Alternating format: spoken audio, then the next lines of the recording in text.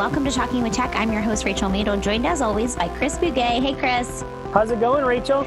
It's good. So it's still conference season somehow. It is for me now, yeah. As you're coming back from ASHA, today's an episode where we're going to be listening to more ASHA interviews. I am, you know that I record in the closet. You can see that I'm in the closet. I got the bag open here on the floor and I'm starting to pack things because I got 2 big conferences coming up. So what are these conferences that you speak of in January?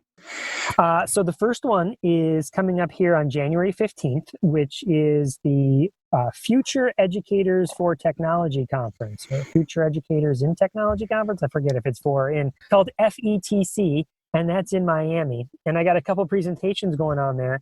One of them on January 15th is 29 Ways to Improve Your Inclusive Practices, and that's with Mike Murata.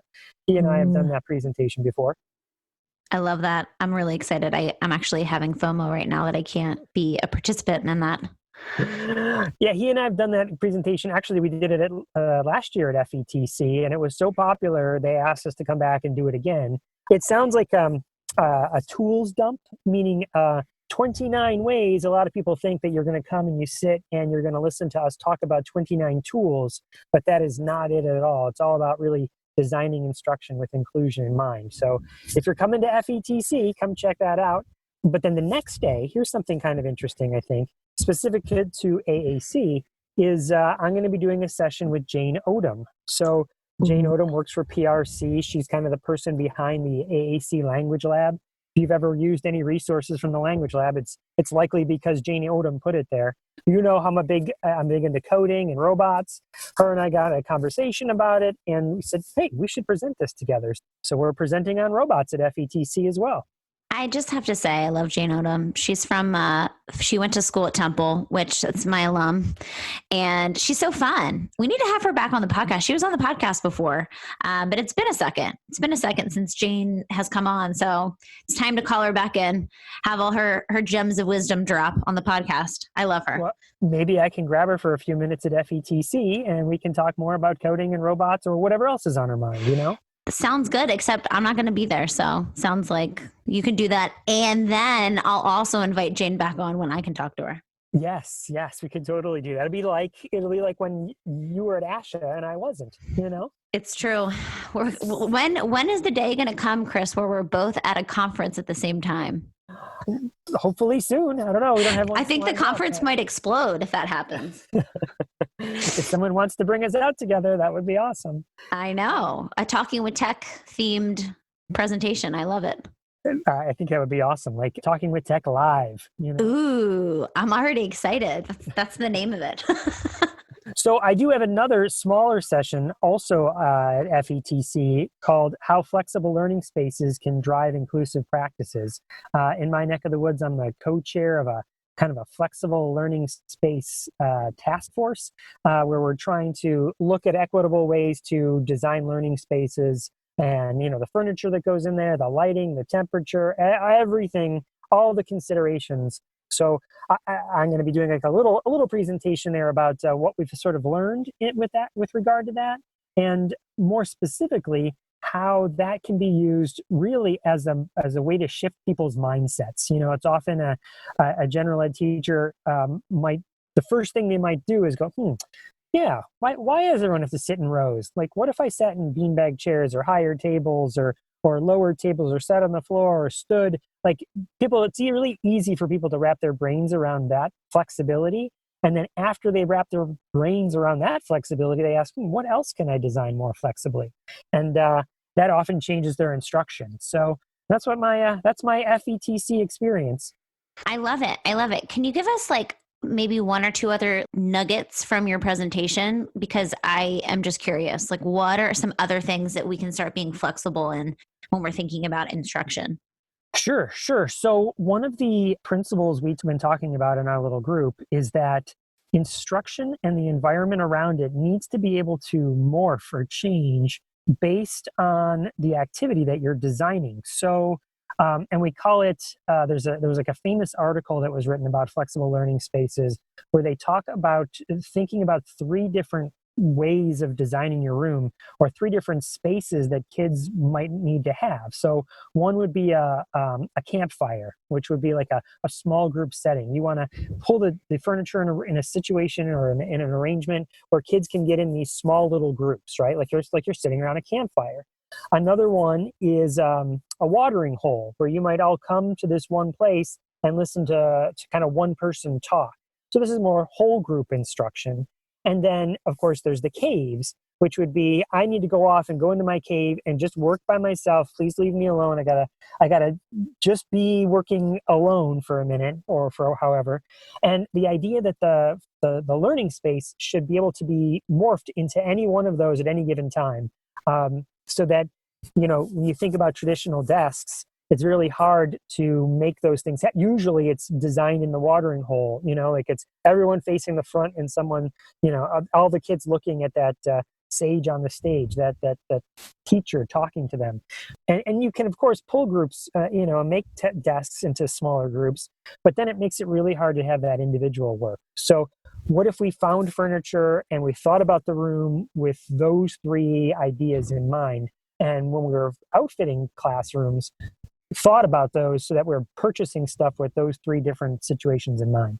I love that. And I think that speech language pathologists who are listening, you can do this in your therapy rooms, right? That's not always a perfect fit, right? I feel like you are talking about, furniture and things like that might not be a realistic for some people, but I can't tell you how fun kids think it is when they come into the room and you're like, okay, everybody push all of the tables to this wall. Kids are like, what's happening? Oh my gosh, I'm so excited. Get some heavy work in there on the sensory side. But we can manipulate the tables and the chairs and the things in our environment, and kids get really excited about it. They're eager to learn when something's different and new. Well, absolutely. And, I really like the authenticity of, going into a catalog and the kids working themselves to pick out furniture that you might go to the PTO or PTA or however a grant, or maybe you're not even going to buy it. Maybe you can't really even buy it, but just the activity of choosing, what would we design this space to look like if we could? That would be also a fun therapy activity. I love it. I have to share a quick story, Chris, because I shared this off air with you, but I want to share it on air because I think it's so cool. So anyway, I had a business connection that I met at a conference that I was at in Orange County. And this woman, she does a lot of stuff in education, actually on the East Coast. She's in North Carolina. Long story short, I was, of course, talking about you because she was talking how she works with districts and talks about things that I always hear you talk about on the podcast. And I happen to have your book on my desk because I love it that much that it sits on my desk. And sometimes I'm just like, paging through it, being like, what am I going to learn about today when it comes to assistive technology? But she was so excited when I told her about the podcast and I told her that I knew you. So anyway, if you guys haven't read Chris's book, I'm shameless plug. Like I'm gonna plug it for him because I know he won't plug it himself. It's amazing, and you should definitely check it out. Well, thank you for saying that, Rachel. Here's something I will plug, though. I will also be at ATIA. So there might be listeners of the podcast that I'll run into at ATIA. So if you're going to ATIA, hit me up. Let me know you're going to be there, and we'll try and hook up and chat about the podcast and all things AAC related. So, Chris, tell us the specifics for people who are going to ATIA. Where can they find your presentations? Yeah. So, oh man, I got a bunch at ATIA. So the first one is I'm going to do with Beth Poss. Her and I have done pre-conferences together for many, many years now at ATIA, and this year is no exception. It's called Right On. Now, a pre-conference means you have to come a day early and sign up and pay extra. But we've already got something like, 16, 17 people signed up. So that's pretty good turnout for ATIA, a pre-conference, but there's still room. You can always come and sign up. It would be awesome if you were there. And it's all about writing strategies. Again, not specific to AAC, although we'll touch on writing in AAC. It's more just writing in general. So that's a full day on the 29th. And then I've got some fun ones coming up. So on the 30th, which is January 30th, so that's the Thursday of ATIA. So last year I was sitting at ATIA and I had gone to a presentation done by a group from Indiana called the Patents Group. And I was also in a separate session where there was people who were doing a session. They were from Florida and they're called the Fiddlers, right? So there are these two different organizations that one in Indiana, one in Florida, and they're super fun. The people that participate in those organizations, they're assistive technology organizations in each of those states. But the way they put their presentations together, they're super fun. And I just was sitting there in these sessions watching them, and I was thinking, it'd be so fun to do like a family feud style event. So I went to both of them and I said, hey, would you be interested in doing this? Patents versus fiddlers. And I would be the Richard Dawson, I would be the person that does the surveys and hosts the show. And they were like, yes, let's totally do this. So that's coming up on the 30th. It's AT Feud, Patents versus Fiddlers. And I currently, the last couple of weeks, I've been the host for AT Chat, which happens on Twitter. And I've been asking questions. And as the people answer the questions on Twitter, I've been keeping those kind of on a separate note for my survey questions, for the feud.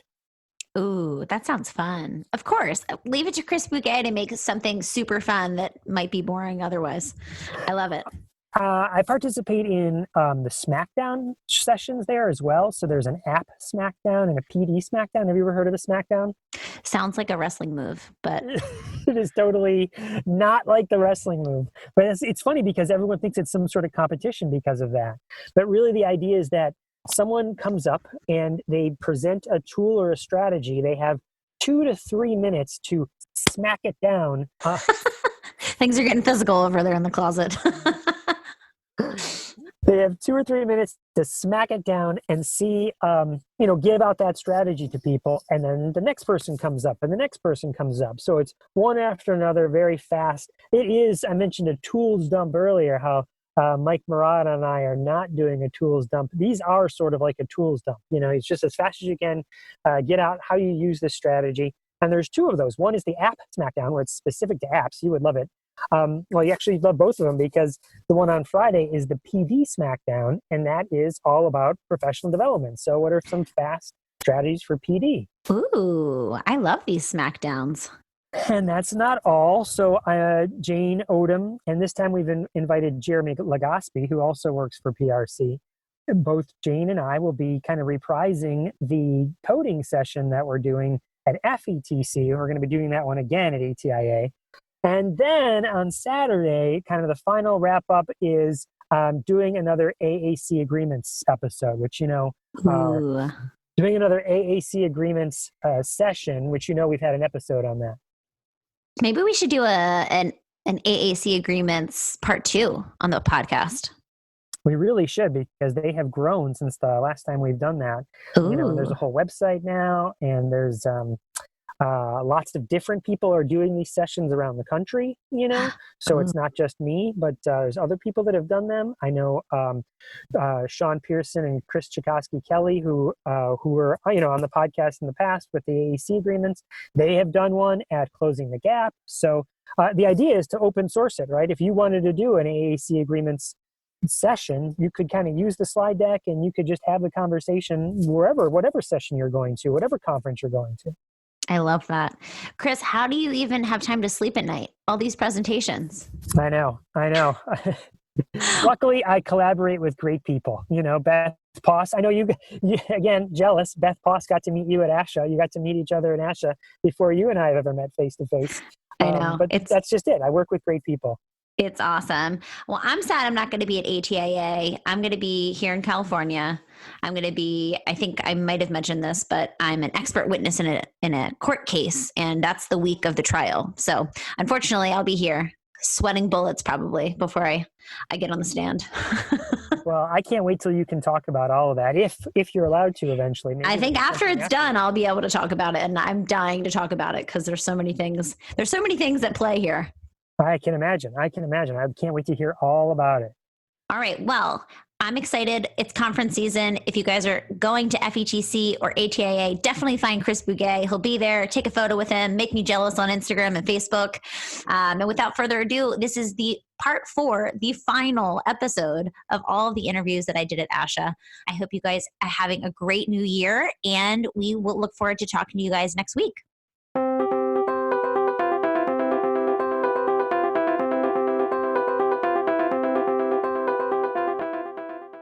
Welcome to Talking with Tech. I'm your host, Rachel Madel, joined today with Betsy Kennedy and Megan Murray. Ladies, I'm so excited to talk with you today. Hi, Rachel. How are you guys? We're doing great. So you had an amazing poster that I just saw, and I wanted to bring you guys on and have you guys talk about everything that you were researching. So go ahead and just give us a 5-minute little wrap up of what you researched and the outcomes. Sure. So we work in a preschool setting. We have quite a few classrooms. The majority are students with autism spectrum disorders. And what we wanted to do is create a consistent language system that was used across all classrooms. And we wanted to focus primarily on core words. So what we did to create a consistent language system across the classrooms was we created a small Fun with Words group that consisted of us choosing one core word. Every week we had a lesson, and we started with a song. We used that word in a book, and then we also used it in play.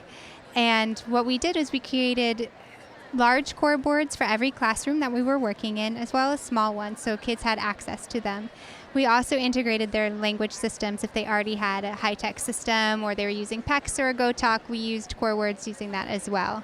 And the results were pretty interesting. Megan's going to tell us about the results. I'm so excited. So we were able to see some really interesting things about how the carryover was happening. So when we started, we were just picking one word a week, and every week we would just come up with a different word, and it might match either what would be most functional for that student or a theme in a classroom.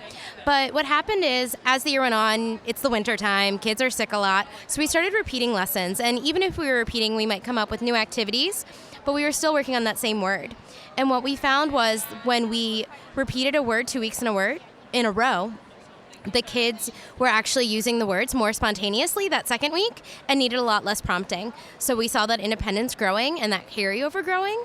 And then also throughout the whole year, we saw an increase in verbal attempts. Even from our students who were functionally nonverbal, they were trying to say more, and they were really tuning into the systems we were using and generalizing it more. Well, and I told you this at the poster session, but I find that a week for a core word isn't enough.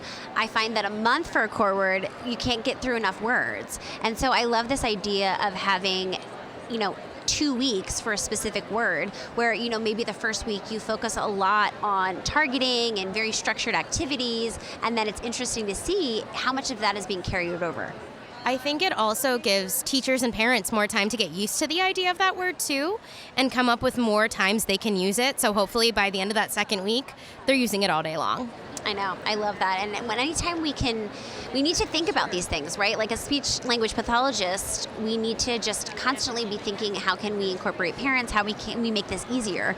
I myself am always like going to classrooms, and I keep having to tell myself, you do this all day long. You like eat, live, breathe core words. That's not how it is for new parents, for teachers. So it's really important to have strategies that are achievable, right? Awesome. Thanks, Rachel. Of It's course. great talking to you. Thank you guys so much for coming on.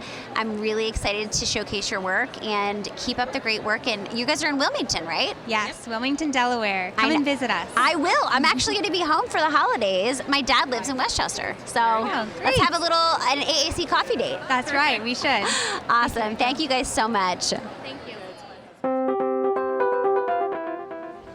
I'm here live at ASHA with Heidi Lestraka from Speak for Yourself. Heidi, how you doing? I'm doing great. How are you, Rachel? I'm good. Always better when I see you. Oh. I love You're making me blush. Heidi actually is from very close to my hometown. Yes. So you have a special place in my heart. Oh, well, you mine too. Philadelphia's a great city. I know. Honestly, every time I go back there, I think it's changing so much, and it's so different. They're really improving everything. They're about to start the Christmas festival, the Christmas Village I love that. downtown. So we're excited about that. So is it in City Hall, or I know they Love moved Park. to Love Park? Yes, Okay. it's Love Park, and it's also across the street in, I think it's Dilworth. Oh, yeah. I don't know. I'm not sure of the name of the park across the street, but they have the ice skating rink right by City Hall. So it's awesome. I love the city. The city feel too that time of year is Yes. so great. Yes. Like New York, Philly, Boston. I feel like when it's kind of crisp and everybody's more friendly. Everything's decorated. So it's true. Yeah, it definitely feels like Christmas when you have the winter weather. I'm sure in California it's not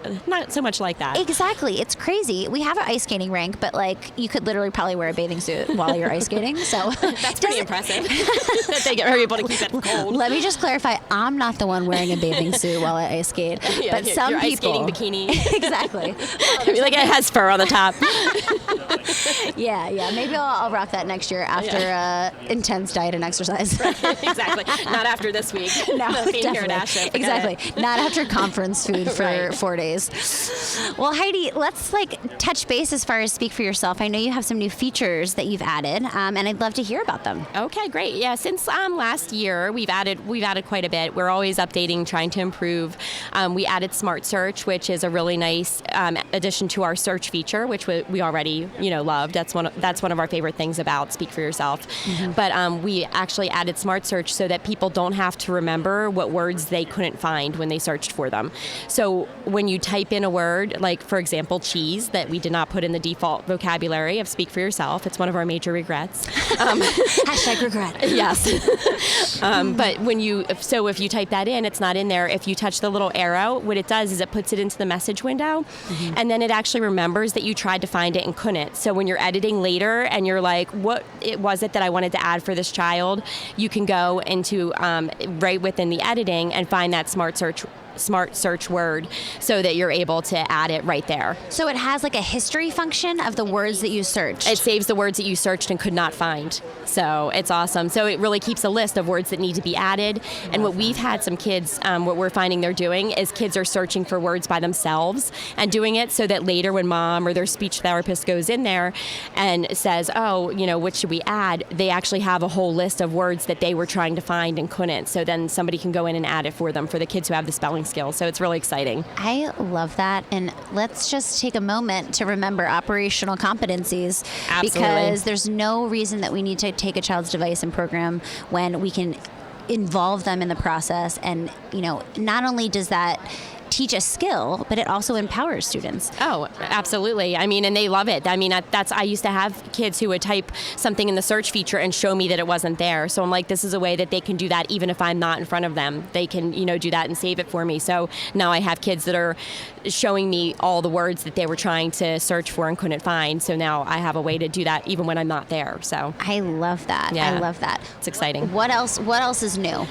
We just added a cortical visual impairment vocabulary. So for your kids who have CVI and benefit from high contrast symbols, the aunt of one of our users actually hand drew all those little black and white symbols, Aunt Rita.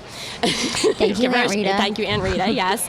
So she shared them, with Speak for Yourself to be able to have that setting in there for any child who has CVI. So it helps our nephew. It also helps anyone else who's using Speak for Yourself. So we're really happy about that and so grateful for our community that is so generous with everything they do. I mean, in their advice, in their support. So well, and as a app developer, I'm sure it's so crucial to have constant communication with users and family absolutely. members, and it helps you guys create a better app. Yeah. Oh, it does, and it helps for them to have a better tool because we definitely listen to them and we appreciate that. The last thing, and the thing that we're really excited about because we've been working on it for such a long time, is that we are going to revamp our light version and have it offer a 30-day free trial. So for anybody who wants to be able to have Speak for Yourself in their hands for 30 days, it's going to be the full app. They're going to be able to do anything that you can do on the regular app. They're going to be able to do in the trial for 30 days. We give copies to clinicians, to evaluators, to speech language pathologists, but this way we could actually put it in the hands of a parent, of an adult who isn't sure if it's going to work for them, and they are looking for something. So without them having to spend the money to purchase the full app, they can try it out for the 30 days. After the 30 days, they're still going to have access to their vocabulary. So if they've made any customizations and they didn't download them in time, they're going to have, when the trial expires, they're going to be able to have that vocabulary saved so that if they decide to purchase the full version, they don't have to redo any of the editing. They'll also have access to all their history data. So if it's somebody who's doing it to show what a child did during that 30-day trial, they'll be able to pull that data off even after the trial expires. So I have a actually interesting story to share about something that's sort of related, but not exactly. I, a few years ago, was really interested in organizing my life. And so I thought, let me try. I tried a bunch of to-do list apps. And I found one that I really liked. did not realize that it was like a 30-day trial. I spent like 2 hours one day, just like complete brain dump into this thing. I like everything I need to do for the next like 30 years was on that list. Oh, no. And what happened was the trial expired. So I went in one day because I was like, building a habit, and I opened it up in the morning and I was like, oh my gosh, what? I could not access a single thing. Oh no. And I was like, it cornered me. I had to buy. Yeah. And it was like, I need expensive. it back. It was like I always tell, it was like the most expensive to-do list app. But by the time I was like done getting whatever I needed for my Mac and my phone and all the integrations, it was like $75 for this app. Oh wow. And so I was like, I will use this app for the rest of my life, so I can Are you get my still money's using worth. it? I am. I honestly Good think for you. I might use it for the rest of my life. There you go. So it's already paid you back. Exactly. But yeah, so this is, they won't be able to actually use the app unless Right. they buy the full version, but they won't lose all of the customizations they made when they do buy the full version. They won't have to reprogram anything. So Which is amazing. Yes. And I love the idea of having the ability to try something, because what happens when we do assessments is it's so challenging to have such a short amount of time often. Right. And so to have something that parents can have for a month, Yeah. I mean, how crucial is that in informing our decision-making process of whether or not a certain app will be successful? With the caveat of it's not always successful within 30 days, as successful as you right, might. you have to do modeling. You have to Exactly. do a It's lot not- of aided language input. But it is also a confidence in speak for yourself, and in our app that if you try it for 30 days, that we have the confidence that you're going to want to purchase it. Yeah. That your child's going to say something on it, that it's going to make some difference, because we do get feedback all the time within a short amount of time that, oh my gosh, they've already figured it out. They're already Yeah. using it. They already asked me for toast. They already asked me for water, whatever it is that, was motivating to them, whatever it is that they were shown, that Yeah. they're doing it relatively quickly. So The other reason that I really love this is because there's so many kids who have some verbal language, some verbal output that would still benefit from AAC. And so it's a really low stake way to just say, try this for a little bit, have clinicians try it in a session and see how much further a child's language can expand when you give them access to high-tech AAC. exactly, to actually see what your child thinks about it. And even for that time in between where if a clinician has tried it with them and recommended it, and they've decided to go through one of the companies to buy it through insurance, that they in the meantime, the parent can download the app on the iPad and the child can have access to it for those 30 days at no cost. So. And the other thing too, and not a lot of clinicians understand that most app developers will give them a copy of their app to trial with students. So I'm sure this will also bring more SLPs who are working, in the schools and don't know they have access to all of these systems. They can bring them in too. Exactly, it's free for a specific Yeah. student. So Heidi, I love what you guys are doing. I'm really excited for all these new updates. Yes, we're hoping that that'll be out by the end of the year or early, like in January, so early next year. So we're excited for. It's like I said, it's been a long time coming. It's been a lot of work. Yeah. So we're really thankful to our developer for that too, because I know, I can't even imagine like the behind the scenes for Yes. something. Like it's like, hey, I have this like idea in my head. Like you make it happen. yes, Like, I've gotten really good at writing in detail what my ideas in my head are in a developmental way. So it's worked out well, and he really does. That's what I said. It's like he makes our dreams come true. He puts the magic into the app. Whatever it is that we think of, he makes happen, and we're like, how's that work? It's just magic. I know. It's so cool. It's so Yeah. cool to have an idea and then actually execute it, right? And It is. see how it comes and unfolds. Oh, it is. The whole app, it really is. It's a dream come true. So. Well, Heidi, it's always a pleasure to see you and have you on the podcast. You too, Rachel. Thanks for your time. I appreciate it on this last day of ASHA. I know, we're wrapping tired. up. We're Yeah, tired, It's been a but long week. It has, but it's been all good things. And I feel like the beautiful thing about ASHA is you leave and then you think back and you get so inspired and excited about all the connections that you made, all the things that you learned, and it's kind of a breath of fresh air into your practice. Yes. Yeah, you are. You're definitely refreshed and you're ready to move on. We've had so many great stories and people coming up and talking to us about the difference it's making, and then new people who have never heard of us, which is, beneficial too. That's what Renee says, they're her favorite. Yeah, That exactly. people who have never heard of it before, because we get to introduce it to them and then they can come see us next year. Well, exactly. And now, come 2020, they're going to be able to download your app and start using it right away. Exactly. Amazing. Yes. Well, Heidi, thank you so much for stopping by. Thanks, Rachel. Have a safe trip home. Thank you. I'm here live at ASHA with Daisy Clay from Smartbox. Daisy, how are you today? I'm good, thank you. Yeah. So excited to have you here. You are the creator of SuperCore. Tell me all about it. So SuperCore is a core vocabulary system that I created and designed for Smartbox, which is an AAC company. And it uses a lot of research, and I did a talk on it yesterday, which loads of people came to, which was great. Just going through all of the research that I used when I was making it and designing it, and all of the research that kind of surrounds it and supports the ideas that I used. I love that. And Smartbox is a company that's really huge in the UK, right? Yeah. And you guys are trying to branch into the United States. And people, I have to tell you, Daisy showed me SuperCore, and I'm super impressed. Thank you. Yeah, we've had a lot of enthusiasm. I've showed it to loads of people since we've been here, and the reaction's just been really positive. Loads of people excited to try it with their users, and it's been great. It's so interesting. I want you to walk us through the process, kind of. I mean, it feels like when someone says, hey, we want you to create an AAC vocabulary, that feels like a huge, overwhelming, daunting task. Oh, it was. It absolutely was. It's one of the hardest things I've ever done in my life. It was really, really challenging, but it was absolutely great because it just gave me the opportunity to bring together all of the ideas, things I've seen over the years, my clinical experience. So I'm a speech therapist as well, and just basically run with it and put all those ideas together into one thing that I really believed in. So how long did the entire process take from start to finish? It actually took 6 months, which doesn't sound like very long, but it was 6 months of actually doing absolutely nothing except working on SuperCore. I just lived SuperCore for 6 months and didn't sleep very much. That sounds like when I have a project that I'm really excited about, I deep dive so hard.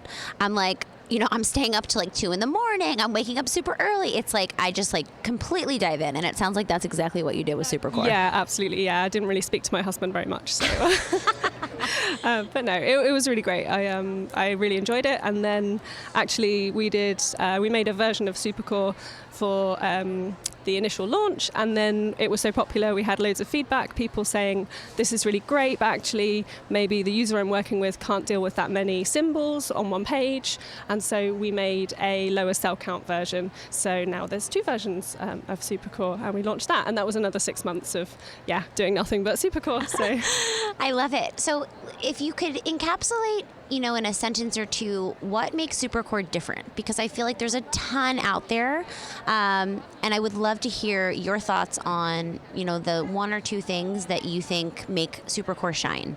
Yeah, sure. So, it's based on a lot of research, as I said. I just kind of took all of the research I could get my hands on. We have a lot of research looking at core vocabulary in different groups. So, young children, adults, people using AAC, people using speech, and there's some more recent research of core vocabulary in children with disabilities like Down syndrome. So I just gathered all of that together and looked at the frequency of different core words and how much it appeared in those different groups. And then that allowed me to really come up with a core vocabulary that was arranged by frequency and how useful those words would be. So that's how vocabulary is organised. But then the key difference is that we have dynamic columns, which go down the right-hand side of the vocabulary and give you access to more of your specific fringe words and also activity-specific words. And then you can have those alongside the core vocabulary. So you get to practice using core words and learning core words in loads and loads of different contexts. So things like getting dressed, things like washing, going to sleep, going shopping, and then fun activities like playing with bubbles or playing with Play-Doh, Mr. Potato Head, reading a story. And you get those dynamic columns with that activity-specific vocabulary alongside your core. So you don't have to do loads of navigation, and you don't have to focus on teaching navigation whilst you're using those activities. Once you're in it, you can stay there and you can just focus on the language. I love that. And it's interesting. I haven't seen another system that approaches the motor planning aspects the way that SuperCore does. And I actually really like it because I was telling you, a lot of the templates, they have, supporting motor planning and the buttons stay in the same place, but I kind of like the idea of having all, it's kind of like a mini core board on the left-hand side, and then, the dynamic changing is only happening on the right, which I haven't seen before, and I think it looks really great. Yeah, it reduces the visual complexity as well, because you've got such a significant part of the grid that isn't changing, it's always staying the same. Yes. And yeah, like I say, you can practice using those core words across loads of different situations, and really just build up your confidence in using them. And consistency is also a huge part of supercore. Words stay in the same place, because whilst there isn't perfect research that says this is exactly how to design a vocabulary, there is research that says don't move the words around, because it will be quicker. It'll be quicker to find the words if they stay in the same place. So there's a lot of consistency between the core words, but there are also other things I've done in Supercore, like semantically linked words. So words which are semantically related on different grids will also be in the same place. So things like ambulance, paramedic, and hospital, all of those words are actually in the same place, in the same cell, on different grids. So you can build on previous learning. If you've learned where one of those words is, you go to a new grid, you know where to look for that word. Love it, love it. Daisy, thank you so much for stopping by and chatting with us. Yeah, you're welcome.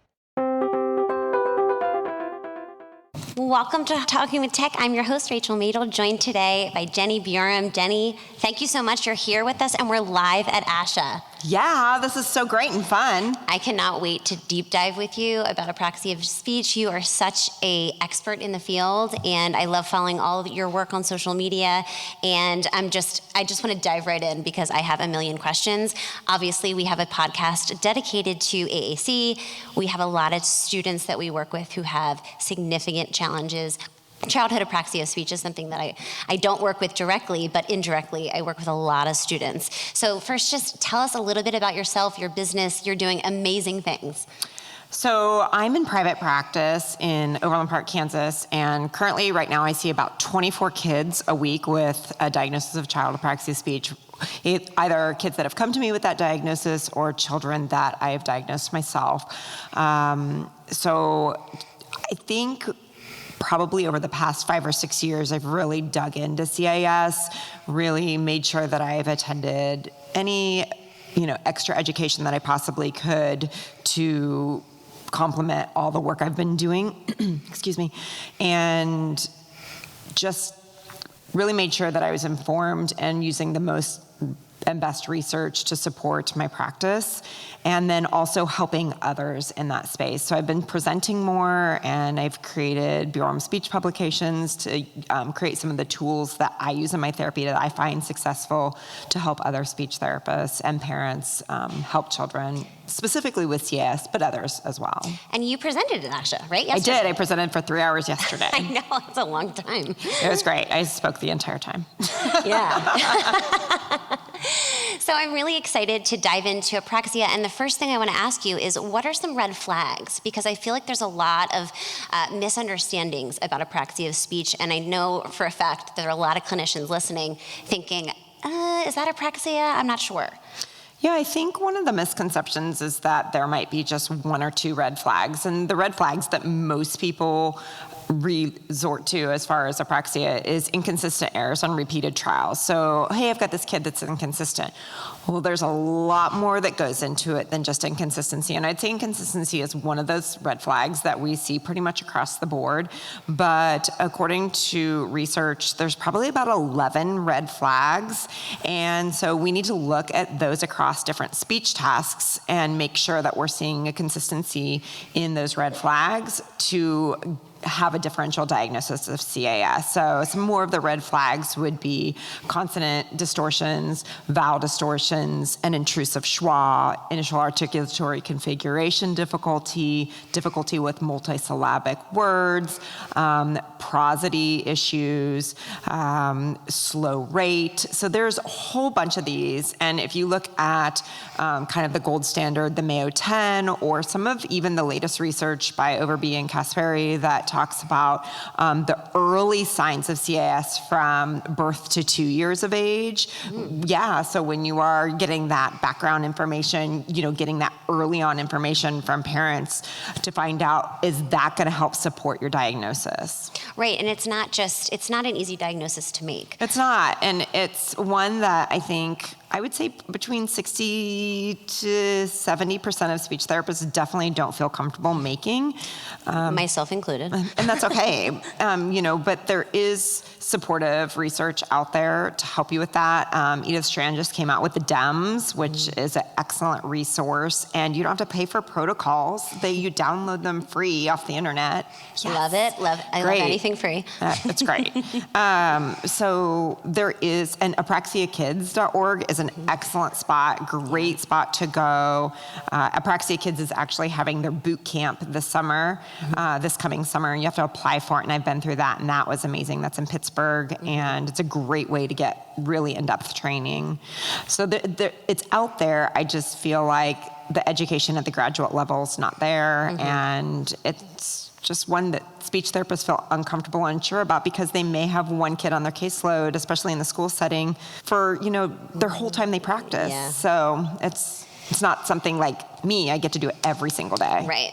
And when you have the diagnosis of apraxia, how does that change your treatment? Because I know there's a lot of overlap too with phonological processes. Like, it's not usually cut and dry. Yeah, there's a lot of comorbidity going on with other things. So you definitely want to take a motor planning approach. And for me, I see a lot of younger kids from the age of 2 to 10 is probably my caseload, but mostly younger. And DTTC works really well for me. So dynamic, temporal, and tactile cueing by Dr. Edith Strand, and you can get trained on that for free. You can get online and get free CEUs and get DTTC training for free. I did not realize it was free. It's amazing. She is phenomenal. I always tell people, I'm like, if you're going to just Google DTTC, Edith Strand, Dallas, and then it'll come up, and you can take the course for free, and you get free CEUs as well. But it's definitely worth it. Since I've taken her online course and her live course, she's got an in-person course as well that you can apply for. My therapy has completely changed. Yeah, I can imagine. Let's talk a little bit about your business too. Besides the practice that you do, I know you have a lot of really great resources, and I really love your vision of sharing the information that you have, and you're wonderful on social media and all of the things that your business are creating. So I'm wondering if you can just tell us a little bit about all of the other resources and trainings and things that you have to offer through BRM Speech Publications. So I think one of the biggest things, the feedback I get from therapists is, thank you so much for all the work you do on Instagram and me being in private practice. I'm very, very blessed to have the parents in my therapy room at all times. And then parents say, yeah, go ahead and post my kid all over social media so that you can share your knowledge and show these therapy sessions with everybody out there. And I think that's what I get most is I learn so much from you watching you do therapy on social media. So I think that's probably number one. And my BRM Speech Sound Cues have been a great support for families and therapists. And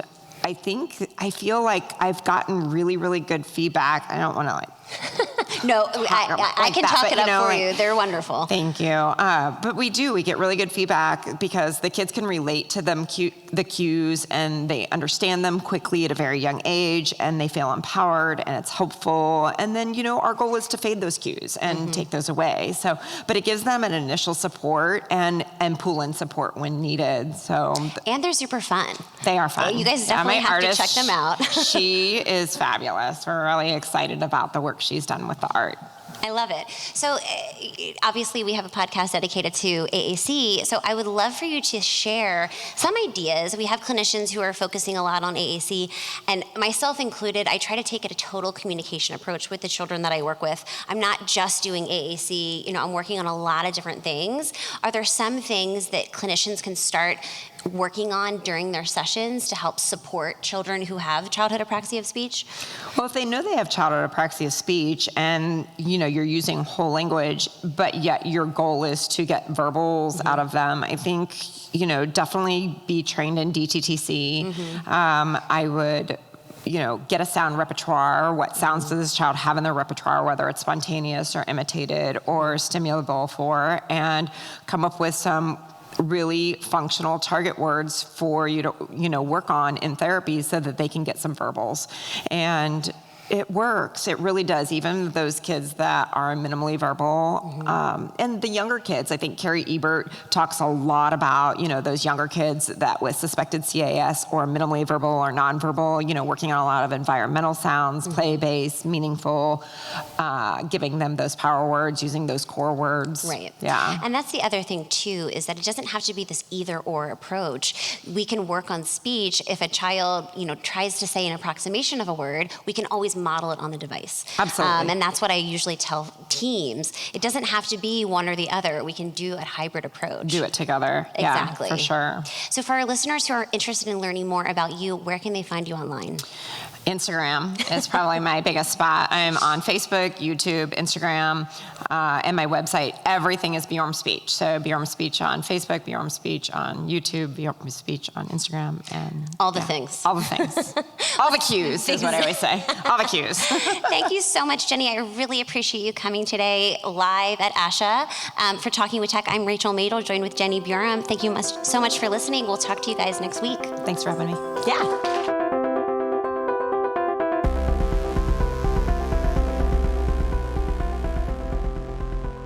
Please listen carefully. Hi, I'm Matt Hott, one of the hosts of Speech Science, a weekly podcast bringing you all the information that you can handle related to speech sciences and disabilities. Michelle Wintering, Michael McLeod, and I interview leaders and difference makers in the field. Every Tuesday, we drop a new episode. You can find us on iTunes, Android, and on our website, www.speechscience.org/Speech Science Podcast. Join us as we try to find the answers to the question, what is communication? You're listening to the Exceptional Podcast Network.